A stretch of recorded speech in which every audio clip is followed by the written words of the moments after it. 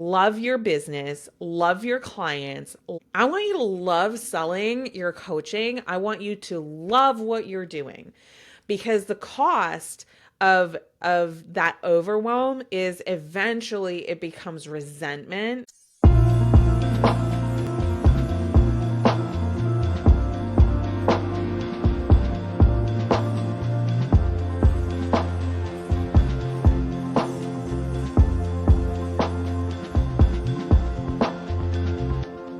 My name is Amanda Kaufman, if we haven't met before, but I think we all have. Say hello. Don't be a stranger. Let me know that you're tuning in because today we are going to slay overwhelm.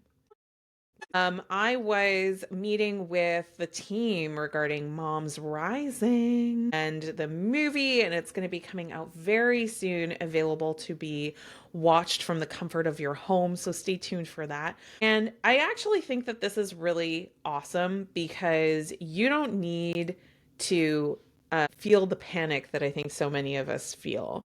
Do you ever feel that? Just like you don't have enough. So, like, do you ever feel like there's just more to do than you can possibly do? Like you've got this endless to-do list. You've got the cluttered little spots around your house. I know everybody does. You've got these standards that are just not quite happening the way that you envisioned, right? So tell me if that's true in the chat because this training this week is going to be for you, especially if you happen to be a skilled genius expert who is expanding your impact through business, but you feel like getting that traction is not happening the way that you wanted. Okay, so we're gonna unpack some of that. Awesome, Stacy. Glad that you're here. Oh my gosh. Oh, we have such great attendance today, this morning. This looks like it's a near to your heart thing that we're going to be talking about.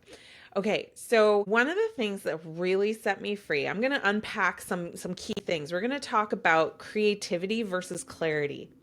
We're going to talk about your idea overload. Like when you've got so many great ideas, but you're having a really hard time like getting traction in your action and getting those things done. So we're going to talk about that.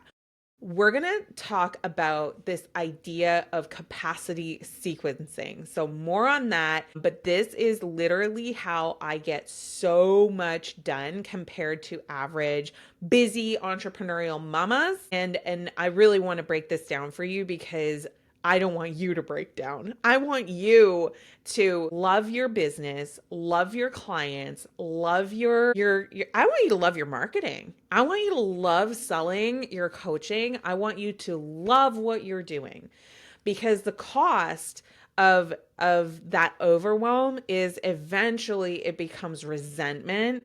That resentment can really turn into anxiety and more overwhelm, and it just ends up being like this awful experience. And I don't want that for you. I want you to have a really good life. I want you to enjoy the fact that you are pursuing your entrepreneurship. I want you to enjoy the impact that you have with other people. I want you to bring joy. And so one of those things we're going to be talking about is this capacity sequence. And we're going to have a very frank conversation about when it's cool to multitask, when it's not cool to multitask, and how do you build what I call a sequence, right? A sequence for your success. And that's super important because it's going to help you build your confidence. It's going to help you build speed. Some of you are so successful, but you give yourself such crap because your success isn't quite fast enough. So you're not like earning enough of the conversations. You're not having enough momentum in your marketing. You're not getting enough interest at the speed that you need it to happen for your goals, right? So I'm super excited to talk to you about how do you breed more success through speed. By the way, if you're looking for the full replay on all of this, don't forget to join our free group next number 5 clients. That's where you go. It's next 5clients.com and like type the number, don't write out the number 5. That's going to take you to our Clients Over Chaos community where the majority of the people who are here for the live today are hanging out. And this is, of course, where we have our archive for all of our past lives because social media these days, they delete the live after, 30 days or something. It's really hard to find. So I decided to put it in the community Clients Over Chaos. So just if you're on the gram, just make note of that. Maybe go join it and come back here to the live. Okay, so we're going to unpack this, Because here's rude truth. You don't need more inspiration. You don't need it. Okay? If you got disconnected from the internet today and you lost access to your social profiles, which I don't wish that on you, but like I'm just saying, if you could not access any more books and you were just left alone and you had a pen and a paper, could you create? Yes or yes, right? Shout a Y in the chat if you're like, yes, that's true. I know a lot right now. You've had incredible experiences in your life. You have processed a lot of those experiences to derive the meaning from those experiences. Shout a Y in the chat if that is true. You have faced challenges and overcome those challenges to be here today. You have, right? And that could be generational challenges that you're breaking the cycle. It could be so many things. I mean, you've discovered over the years where you have strength. You've also discovered where you may feel weakness, and you just know yourself so well at this point, right? Shout a Y in the chat if that's also true. So the fact is that if someone came into your world right now, slid into your DMs and said, "Babe, can you coach me?" Dude, can you coach me? What is the answer to that question? Right? Hell yeah, absolutely. Right? Absolutely. So you don't need more inspiration. You don't need more originality. You're already as original as they come. So here's the thing. Do you bring your best work when you feel tired? Also, I'm really proud of myself. I just put like bright red lipstick on without a mirror. Do you bring your best work when you're disappointed? Do you bring your best work when you're frustrated, anxious, right? The answer is, of course, no. Big no. I don't do my best when I feel stressed. I don't do my best when I feel stressed. So when I was running a little teeny tiny little bit late today, an old version of Amanda would freak out. I would be begging for forgiveness. I would be beating myself up internally.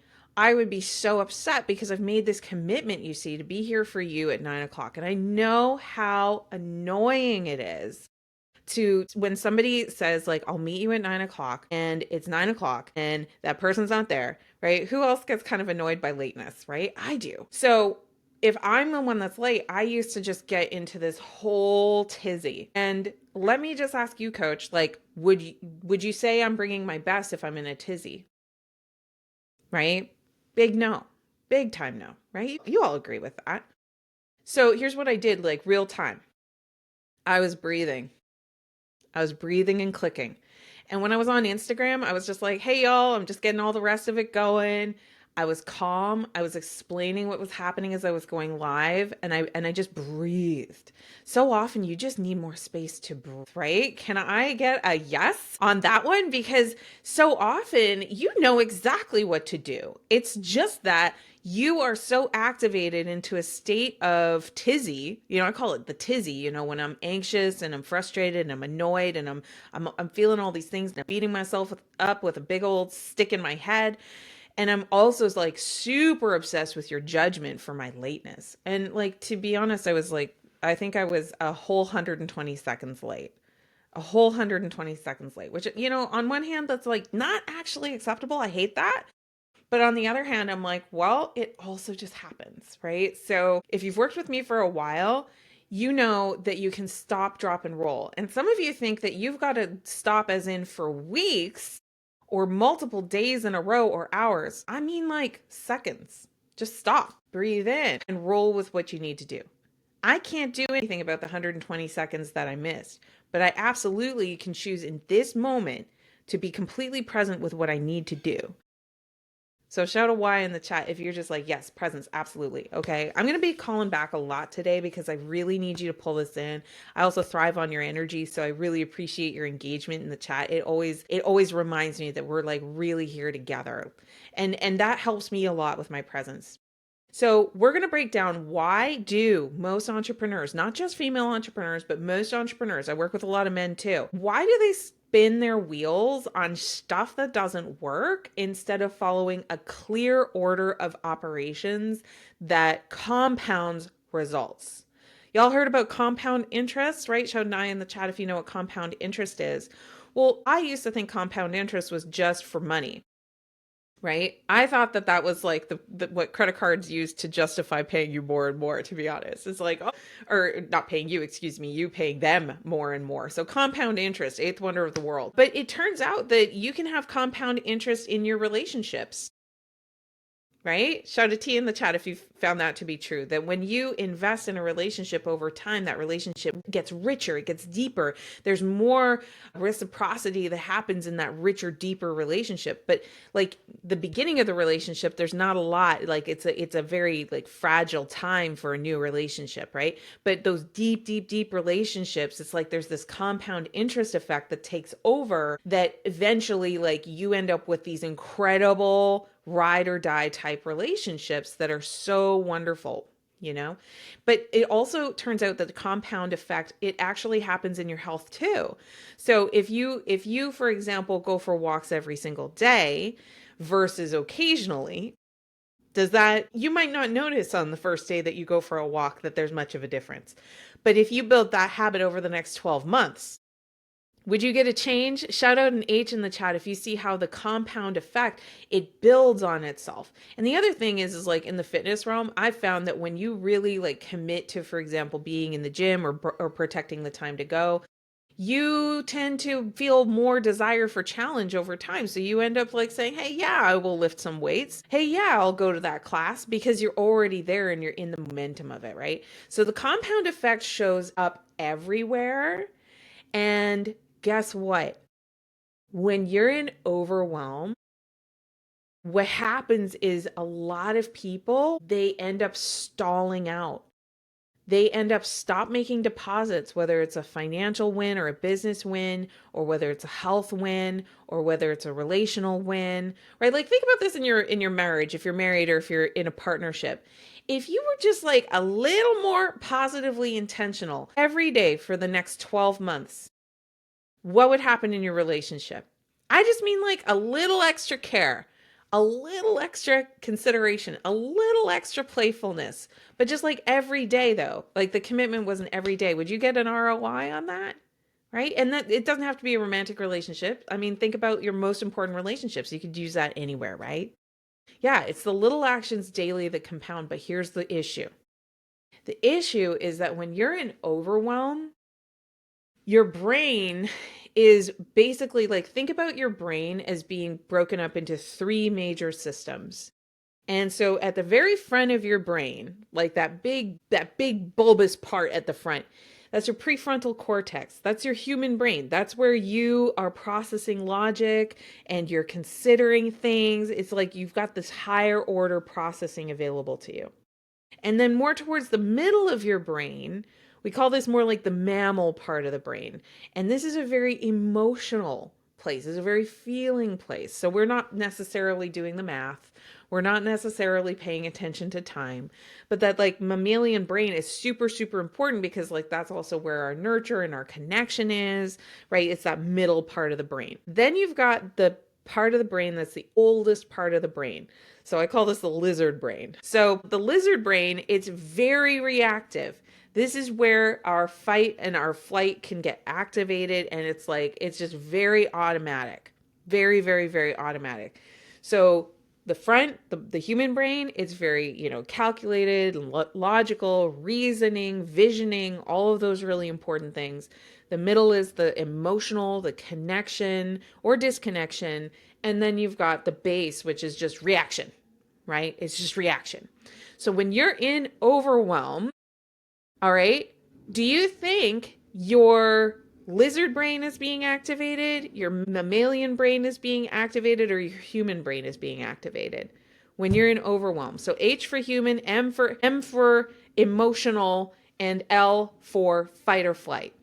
I see lizard emojis, right? Lizard emojis. And that's exactly right. Because what's happening when we're in an overwhelmed state is we are basically in elevated stress. Okay? And there's actually two kinds of stress. There's distress. So that's the kind you're in when you're in overwhelm. You're distressed. You have elevated levels of cortisol in your body. You are in high reaction mode. That H part of your brain, the human part of your brain, it's going offline and conserving resources until we get out of danger. That's what is actually happening when you're in distress. Now, the other kind of stress is actually not quite so harmful. It's called eustress. Okay, eustress. EU stress. So as my 8-year-old would say, that's a funny way of spelling it, but that's the way you do it. It's eustress. Eustress is exactly like distress in the sense that you're very activated. But the difference, the distinction is that there's more of your brain is online. Okay, you're able to dial in, you're able to focus in, you're able to be radically present, and you can access things like muscle memory. You can access things like just, those talents that you've developed. You get access to all of those when you are activated. Okay, so your body is under stress, you're very awake, but it's not distressful. We're not taking the other systems offline. We're activated and energized. And I heard this years ago and it served me so well since. The difference between fear and excitement is your breath. It's your breath. So when I'm telling you stop, drop, and roll, what I'm really saying is like you need oxygen. Part of your brain's not fully engaged. We need the rest of the brain. But the only way we're going to get access to that in a stressful situation is if we can breathe and activate our calm. Okay, you can perform under stress for long periods of time when you can activate it more in the eustress sense of it versus the distress. So overwhelm, I hear overwhelm. When I'm a coach, I'm like overwhelmed, distressed. They're distressed. Maybe they're scared. Maybe they're concerned. Maybe they're angry. Maybe they're worried. But what I know is that the most basic part of the brain is fully firing, but we got to oxygenate and activate the rest of the mind, right? Yeah. I didn't even know we had lizard emojis. We learn something new every day, Lynn. We learn something new every day. Okay, so I want you to just take a beat and consider over the last 7 days on a scale of 1 to 10, how distressed did you feel? Right? So 10 is like, I was distressed, Amanda. I was lizard. I mean, I couldn't keep up with my basic routines. I was struggling. I wasn't feeling good. That's like 10, you know? And a 1 would be more like, just another week. It's just another week. We're just moving along, right? Yeah. And no judgment for whatever your score happens to be, right? Like I've definitely been in 10s, I've had moments of 10 and I also had moments of like 2, right? I'm rarely a 1. I have a level of vigilance about me, I guess you could say, right? But yeah. So let's talk about it. How does this affect your performance? Well, hugely, because when you're not processing with the full power, what can happen is because you're in reaction, you might think, I need a new idea. I need a new way out. I need a new path. I need a new idea. And then you end up spinning and cycling on your creativity. Okay? But the problem is you're not even really being all that creative when you're in that mode because the ideas you're going to come up with, do you think they're going to be your super best? Right? Shout a B in the chat if you're like, no, if I want to have my best ideas, I probably need to be relaxed. I need full access to the system, right? That's the whole thing. So shout a B in the chat if you realize that big, beautiful brain of yours, in order to really be creative, to actually discover that path for you that's going to help you move forward requires your breath, requires calm, requires the recognition that you've already created everything you need to create. You need clarity about what matters right now. The big difference between people who get more of what they want and those that get less of what they want, one of the really biggest differences is the clarity that they have. So, I'm going to invite you actually because clarity is such an important thing. I have a whole event about it called the Planning Extravaganza. And if you go to extravaganza.thecoachesplaza.com or you send me a DM sometime today with the word extra, I'll help you register for this planning extravaganza. Now, here's what the real magic is of that extravaganza. It's dedicated time to not focus on creating a new idea, but rather clarifying what idea are you wanting to continue to pursue. You're clarifying what ideas are you going to let go. What ideas are you going to make time for? What ideas are you going to stop making time for? That's more of a clarity than a creation exercise. So much of your success is going to come from no, I'm not going to be available all the time for everyone, for everything that they think of to give me to do. No. So much of your success is going to come from doing something first to completion so that you can have the capacity to do the next thing. Because you're overwhelmed so often, it's getting triggered because you're learning from gurus who are talking to rooms of a huge number of people, and the huge number of people have very different situations. And even in my community, like, would you agree that you have a different situation than your neighbor in the Coaches Plaza community? Maybe you have a different living situation, a different financial position, a different level of expertise, a different skill set. I mean, you have enough in common to be in community with each other, don't get me wrong, but would you also say there's an individual difference between each of you? You have different strengths, you have different weaknesses, you have different life experiences. Fair? Right? So your clarity is very personal, and it's about allowing the best ideas to receive your nurture as opposed to feeling like you have to pursue every idea just because you had one. It's very reverse. Your overwhelm is probably coming from too many ideas being pursued with the same resources at the same time. And that's why you think you can multitask. You cannot multitask. Your brain cannot multitask. I can't multitask. I've got like multiple cameras happening right now, two to be specific, and I can look at this one or I can look at this one. I can't look at both at the same time, or I can look right between, but I can't look at one of those cameras or the other camera like at the exact same time with the same level of focus and intensity. Shout an F in the chat if you're hearing what I'm saying about focus. When you're multitasking, what you're actually doing is you're rapidly switching between tasks. So if I'm like flipping between these two cameras, you see how my eye is changing every single time? And if I just keep doing that over and over and over again, am I going to actually focus on either camera? It's exactly like that in your brain. Exactly. And it leads to never completing something really well. And that, by the way, is one of the reasons why I offer paid programs, because when people pay, they tend to pay more attention, right? Can I get a yup in the chat if it's just like, it's just true. When you pay to be in a container, whether you're in the First Five Club or you're in the Experts Network, like when you pay, it's like, well, I want to get the return on my investment, so I'm going to pay attention, right? I do free content every single week, and I hope you find it awesome and excellent, but I have to tell you that there's only a few people who come here all the time to benefit from it, right? Like, and those people paid me in the past. Okay? To a person. They paid me in the past. There's not very many people who I encounter who, for free, are going to form a relationship with you and then stick with you through your content the whole time to get what they need. That's never been my experience.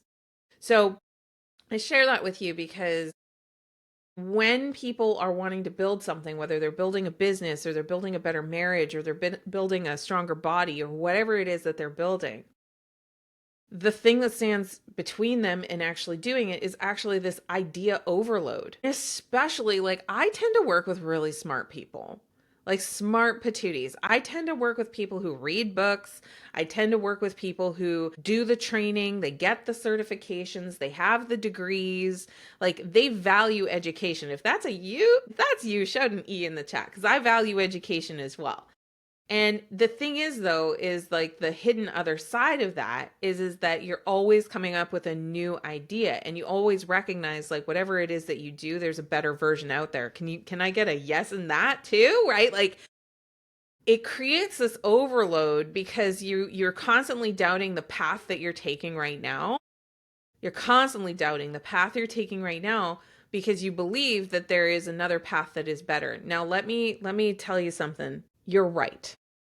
You're right. There's probably a better path. In fact, there's probably somebody out there that's smarter than me, more eloquent than me, better trained than me that you could be listening to like right now. Probably. Like if you went to Stanford and you went and you just picked Stanford, could be Harvard, could be Yale, could be your community college, and you sit down with a professor, maybe there's a different quality of information that you're going to get, but you're here now. You're here now. And the skill that people I feel could really benefit from is this activation of presence of what am I going to do with where I am, right? And by the way, I'm not offended if you learn from somebody who's, smarter or better or whatever, or in some way in your opinion. I'm not going to be hurt by that because I want what's best for you. But at the same time, you're here, right? You're here for a reason. I don't know what that reason is. Maybe there's something about me that's really relatable.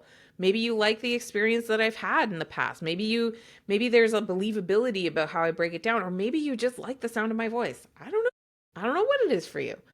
But when we get into this whole like maybe there's something better, it's the red lipstick, right? Like I had to put the red lipstick on. I knew it. I knew it. But seriously, if your brain is bifurcating across like all of these different opportunities that could be better than the one that you have, your brain, your mind is elsewhere. It's not here. It's not present. And because it's not here and it's not there. Did y'all track that one? Shout a Y in the chat if you really track that. If your brain is hypothesizing about what it would be like in that Stanford classroom or in that Yale classroom or working with that other coach or listening to somebody else right now, your brain is neither here nor there because what you're imagining about that other opportunity, that is in your imagination. That is not your reality. Right? And if you recognize that, it empowers you so much. I've never bought a bad program, a bad coaching program. I've never been in a bad coaching program because I know that I will be present in that program. And when people do things that I don't agree with or that don't work out very well, I'm learning from that too, right? So that's why I've like never bought a bad program or worked with a bad coach, is because I know how to activate by being here and being present. And that's the difference, right? Most other people, their mind is just wandering everywhere else. And the truth is they're switch tasking. They're switching their focus really fast between being here and hypothetically being there, but they're not present, right? Exactly. You learn from every experience and you get what you need from different people. I totally agree with that. So let's talk about how you really activate that next level of capacity. The answer, my friend, is in sequencing.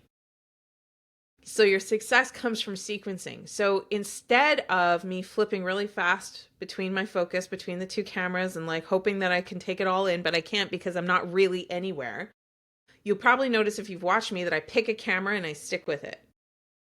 And the reason why I pick a camera and I stick with it is because whichever one I pick, whether it's the Instagram camera or whether it's the main camera, I am there and I can be really focused and I can connect there.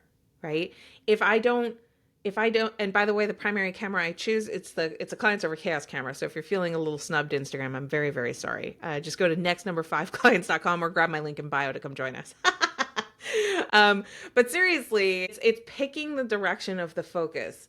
Now, when we do the planning extravaganza, when you sign up early, you're going to get an opportunity to join me next week for a goal setting workshop. And we're going to talk for I'm doing an extended session on goal setting specifically because one of the reasons you're having trouble sequencing things is you haven't decided what the priority is yet, right? So when we're in overwhelm, it's because we're treating every idea, inclination, or request as having equal importance. And when I spell that out for you, can you see how overwhelm happens? It's because we're thinking, I'm going to hedge my bets and I'm going to spread it all out. But then you don't get the benefit of the focus on anything. So we want to select what is your goal? What is it that you want to achieve, accomplish, become? right? I call this the ABCD test. And by the way, you can use this when you're building transformational offers as a coach. The reason a lot of coaches don't sell is because they take their overwhelm and then they project it onto their people. They're like, I know it's equally important to you to be successful in business and also do well with your promotion and also do really well with family and also do really well with your personal health. So I'm just going to like help you do all of that, Kay. And the person on the receiving end of that message is going like, no, you won't. And then the coach goes, yeah, you're right. I won't, because we're all overwhelmed. We're all overwhelmed, right? So the truth is that success is going to come from choosing a direction of your service, choosing a direction of your impact, choosing a direction, because then you'll allow yourself to deepen enough into the transformation conversation that it doesn't just increase your believability, although it does. It actually enhances your credibility. It enhances your credibility because you are now able to say, hey, to get from before state to after state, here are the steps that we're going to walk through together. And because you can speak intelligently to those specific steps of that particular path, your believability goes up through the roof because it demonstrates that you actually thought about it. When we project our overwhelm onto the market and we project our overwhelm into other people, like that's a gift that some people just really don't want to receive. You know what I'm saying? They return it to sender. So sequencing is not just good for you being organized, it's also better for you for your communication of what you do. Exactly. We all have a lane. We all have a lane. So thinking about goals, thinking about what's really, really important to you. Fair to say enrolling a few clients before the end of the year would be nice, right? Can I get a Y in the chat if that's fair to say? Like, I'd like to do that. Now, let's audit your time. So the last 7 days, how many hours did you spend connecting with people in your network? Okay. And if it's a zero in our community, we claim it. We're like, that was a zero, right? That was a zero, or it was a one, or it was a 0.25, whatever it was, we're honest here. Okay. Okay. So getting a new client. Okay. Here's another one. How many hours did you spend last week curating and creating the content and publishing content to make people know that you exist? Right? To make people know that you exist. So if it was zero, then that's a zero. If it was 2 hours, great. If it's three, amazing, right? And if it's like not enough, let's get specific. Let's get specific. And you can write it down for yourself. I'm not saying for me, I'm just saying like one way we get really overwhelmed is we stay very vague and we stay very unspecific. And I used to do that too because I thought I had to protect my feelings. But the truth is, I'm much stronger than that. I can admit a zero. I can admit it, right? Or I can admit that it was 15 minutes and what it really needed to be was 15 hours, right? So if we just kind of like look at, well, what were the things that needed to happen? How many hours last week did you spend on creating a calendar for campaigning to enroll people in your business? Right? Creating either a campaign, which is like a real time live thing, or a system. So that's more like an evergreen campaign. We call it evergreen in the industry because it's just like, which is so funny because evergreen implies forever. It's not forever. It just lasts a little longer. Okay. Yeah. So good. So great question. Debbie asked this really good question. And I think this is really important when we're talking about overwhelm. Again, it's the vague versus the specific. So if our specific goal is to enroll more clients, they have to know about us, right? So I call this meeting people. They got to know about us and they've got to engage with us. And then we've got to invite them forward, right? So meeting people, talking to people, fitting with people. And by the way, if this is all foreign, weird news, then make sure you grab my book because I always like to tell people about the book because it's just a really quick, easy thing. Clients, where's my book? I don't know where my book is. Where's my book? Coaching Leads Made Easy. That's what it is. There it is. There's my book. Okay, so I just popped it in the chat and you can grab it in my link in bio if you're on Instagram. We meet people. If you're not doing tasks in the last 7 days that are specifically about visibility, about engagement and having conversations with people, which, by the way, you can have engagement and conversations with your network as you're learning how to have your visibility. If your time allocated to that was like 0 or 1, are you really realistically going to make the leap anytime soon? See, for many of you, your overwhelm is coming from simply not doing enough of the right thing to get a result. Is that too rude on a Monday? Your overwhelm is actually not coming from too much to do, but rather you're doing the same thing you've always done, and you're trying to just sort of eke in the effort to create the business. But the problem is that the business demands more. It demands more visibility, more frequency, more intensity of focus. And so for me, in the early days, it was just mastering my focus to watch the video to show me what to do. I'm telling you the truth. Like, I actually really struggled with like sitting down and watching the training video that showed me what to do. And when I finally sat my pretty butt down and I watched the video that showed me what to do and I did the things, guess what? I made progress. I made progress.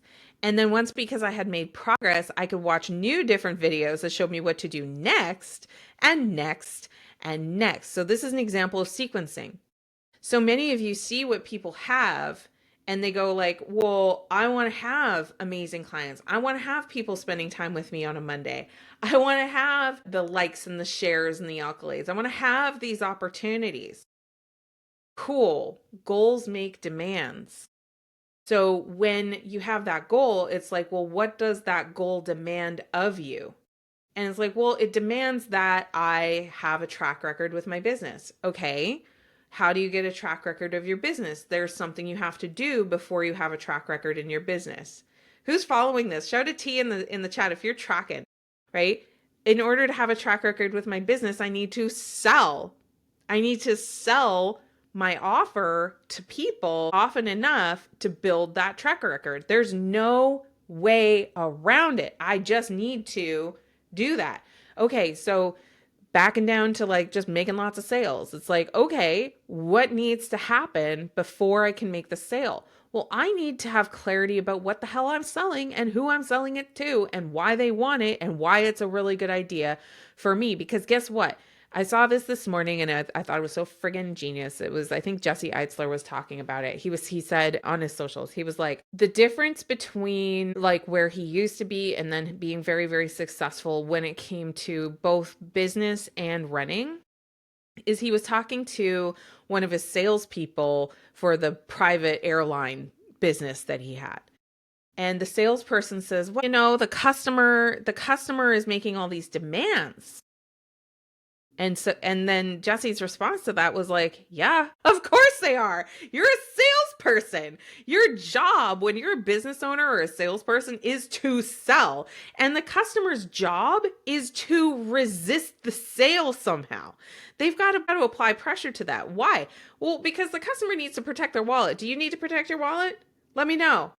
This is not a what's in your wallet commercial, but like just shout a W if you're like, yes, that's true. I do need to defend my wallet. I have to defend my priorities. I have to defend my financial interests. I have to defend my time. I have to defend all of these things. Of course you do. So isn't it just reasonable that you should learn sales processes that respect that person has as need to steward their decisions? Shout a Y in the chat if you say like, whoa, that does make sense, right? Because the thing is like goals make demands. If you're not making the sales, maybe your prerequisite is the clarity of how to make a sale. Maybe that's part of it. So the thing is if we sequence, okay, I have my offer that I desire to sell. I think it's a good idea to figure out that offer first, personally. Like when I teach people how to build a successful 6-figure coaching business, we always start with the offer because you already have your genius. The next thing, and the thing that like coaching certifications do a like remarkably terrible job of, is showing you how to position your coaching service in a way that's appealing. It's called positioning. So positioning is just basically like, yeah, it's how do you talk about the experience, less so changing the experience itself. And when people are left to their own devices, like I talked to a lot of coaches that struggle for a long time before we work together. And the thing is like nobody told them that this was important and how to do it. So they assumed that they just didn't have the right deliverables. They couldn't trust the certification that they had because they thought, well, I need to have a different number of sessions, or I need to have a different duration, or I need to have different worksheets that are included, or a different experience that's packaged with it. And it's like, no, you are great. You are amazing. People are so silly for not buying from you, but the issue is your communication around it, not what it is. Yeah. So people say like I need to redo my offer, but you know what they do, Debbie, is they do it in isolation. They do it by themselves. And then they're like then they try it, right? They take forever to get it done. And then they try it one time, they get one no, and then they're like, "Well, I'm just going to take a break for a while." And that's your overwhelm, not your human brain. Cuz your human brain is like, "I say no all the time. Every day I say no." I say like no is a full-time job. I'm saying no all over the place, but that doesn't make the offer bad. That just means like I'm not going to buy it right now because I've got a job. I've got to steward my interests. You know what I'm saying? Right? Your offer could be completely fine, but because you tried it one time, you think that it's terrible. So then you go back to the drawing board. And this is the risk of working alone. This is the risk of working in isolation. This is why it's so powerful and important to be enrolled in communities where you have the mentorship and you have the training that's questioning what you already think, right? Your overwhelm is because you keep playing back the same tape. You keep playing back the same record over and over and over again, telling yourself why you suck, telling yourself why it can't happen, telling yourself these beliefs that keep you really stuck. And the truth is that you are capable. You're more capable than I am, maybe the same capable. I don't know, but there's something about you that like is part of your whole secret sauce. But we get stopped and overwhelmed by all these other things. And again, we don't focus on it to conclude the issue and move on to the next issue. We just stay in that stuck sort of a space. So in my program LEAP, which is part of my vault that I include when you're enrolled in my Experts Network program, is this one until done. There's actually like a poster you download in that part of the program, one until done. And it's this visual reminder, even if you have ADHD or you're non-neurotypical, hello, but just like that reminder, like it's important to steward my effort towards the goal that matters. So this week, if last week you spent 1 hour on reaching out to people, what can you do to double it this week? What can you do to 10x it? What can you do to shift? Maybe it's looking in that sequence and doing the first thing first, right? The first thing first. Cool. So every idea that you have, it has potential. And if you're a smart person, you have a lot of ideas. That's just a reality. That's just how it is, right? But not every idea has the right timing. Okay? It doesn't have the right timing necessarily. So the thing is the right move at the wrong moment is still going to slow you down.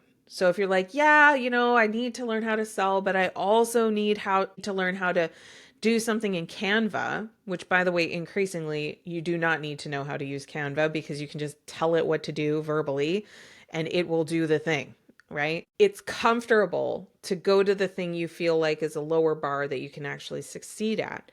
But the thing that's actually going to help you move is when you have a very clear idea of the order of the operations, the prerequisite things, and that you're stewarding your energy. Taking the time to learn and master Canva does not help you be a better coach. It just doesn't. It's not necessary. And like, you know what's really crazy? It's not necessary for the first 6 figures, and it's not necessary for the next 6 figures. Let me tell you why.